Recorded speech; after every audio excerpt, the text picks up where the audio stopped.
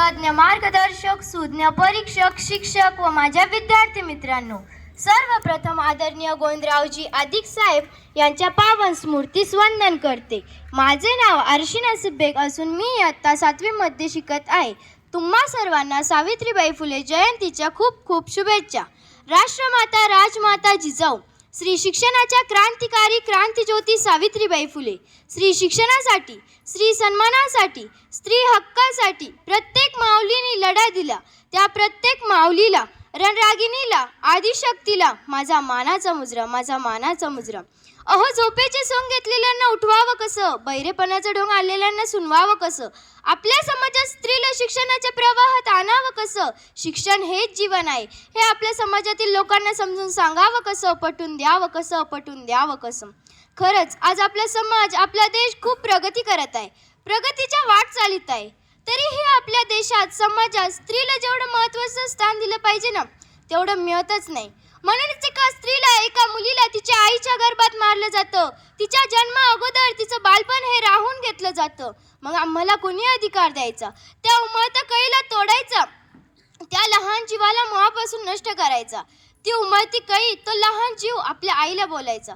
पुरुषत्वाच्या ओझ्याखाली लपलेलं, पुरुषत्वाच्या ओझ्याखाली लपलेलं हे स्त्रीचं जग अश्रू नयनानं पाहायचंय, हे स्त्रीचं जग अश्रू नयनानं पाहायचंय. काळाचे पाय धर, रडू नको आई, अगं आई काळाचे पाय धर, आता मला जगायचंय, आता मला जगायचंय.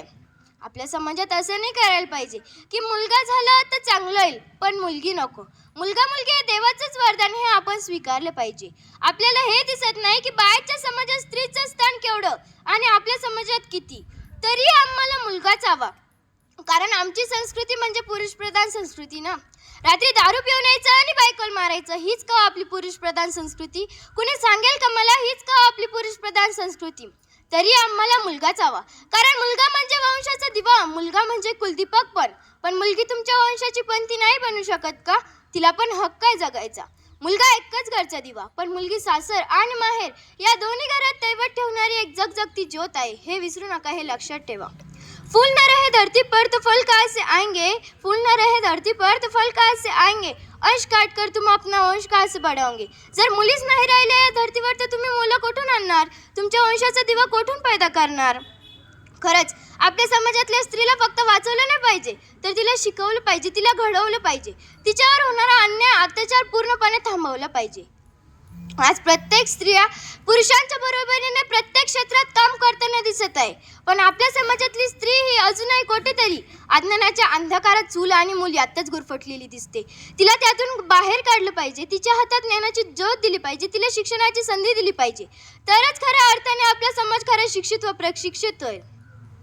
आजच्या स्त्रिया त्यांची प्रगती स्वतःच करताय, त्यांचे स्वप्न चकोरी बंद न राहतात, त्यांच्यात जिद्द, धैर्य आणि विश्वास निर्माण झालाय.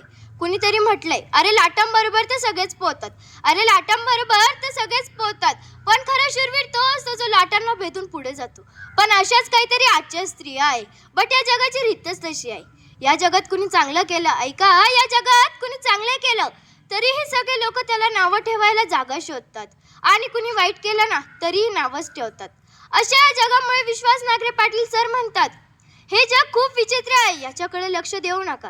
हे नेहमी पुढे जाणाऱ्यांवर जळतात आणि मागे राहणाऱ्यांची थट्टा करतात. पण असंच काहीतरी आपल्या समाजात स्त्रियांच्या बाबतीत आहे. चूक मात्र कोणाची असते, पण दोष स्त्रीलाच देतात. मग तिने काही योग्य केलं तरी आणि अयोग्य केलं तरी. माशे दोन्हीकडून बोलणारे दुतोंडी माणसं आमच्या मुली स्त्रियांना बोलतात. जगावं तरी कसं, वागावं तरी कसं. मोकळेपणाने वागलं तर म्हणतात पोरीला घरचं बंधन नाही, शांत गंभीरपणे वागलं तर म्हणतात पोरीत फेस करायची हिंमत नाही. लग्नाला उशीर झाला तर म्हणतात पोरीतच काहीतरी खोटं असेल. लवकर लग्न केलं तर म्हणतात एखादं लफडं लपवायचं असेल. जास्त शिकलेली असेल तर म्हणतात काय कामाची, डोक्यावर मिरे वाटेल. मी म्हणते या दुतंडी जगात मुलींनी जगावं तरी कसं? निरपराधी असताना बदनामीला घाबरून मरावं तरी कसं, मरावं तरी कसं? तर या दुतंड जगात मुलींनी जगावं तर झाशीच्या राणीसारखं आणि मरावं पण झाशीच्या राणीसारखं. आता आठवलं तुम्हाला एक प्रसंग सांगते. कोलकात्याच्या रस्त्यावरून एक विदेशी स्त्री चालली होती. तिच्याबरोबर तिच्या 2 सहकारी महिला होत्या. पोशाखावरून ती सेवा स्वीकारलेली एक धर्मप्रचारिका वाटत होती. त्याच रस्त्याच्या कडेला एक अस्तावस्थेत माणूस पडलेला होता. येणाऱ्या जाणाऱ्या लोकांकडे त्याच्याकडे पाहण्यासाठी वेळ नव्हता.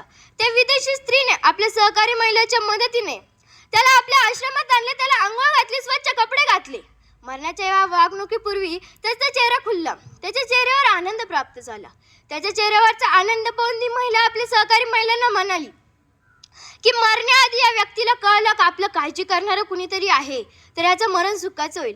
एका भिकाऱ्याचा एवढा विचार करणारी जगवेगळी आई म्हणजे मदर तेरेसा. ज्या काळात स्त्रियांनी शिक्षण घेणं समाज मान्य नव्हतं, त्या काळात त्या स्वतः शिकल्या. मला तुम्हाला घडवलं, शिकवलं. अशा म्हणजे क्रांतीज्योती सावित्रीबाई फुले. ज्या माऊलीने आपल्या पोटच्या मुलीला लोकांच्या इथं ठेवलं व अनेक अनाथ बाळकांना माया दिली, ममता दिली, ती माऊली म्हणजे सिंधुताई सपकाळ. जर आपल्या समाजातल्या स्त्रिया शिकल्या ना, तर यातलं नक्कीच कोणीतरी होऊ शकतं. मग त्या अनेक यशस्वी स्त्रिया असतील, मग ती कल्पना चावला असू द्या, किरण बेदी असू द्या, इंदिरा गांधी असू द्या, किंवा पहिली IAS कलेक्टर नरोत्तम जॉर्ज असू द्या. या सर्व स्त्रियांनी यश संपादन केले. शेवटी प्रयत्नार्थी परमेश्वर. मला असं वाटतं की उघड्या डोळ्यांनी पाहिलेले स्वप्न नेहमी पूर्ण होतात, झाकलेल्या नाही.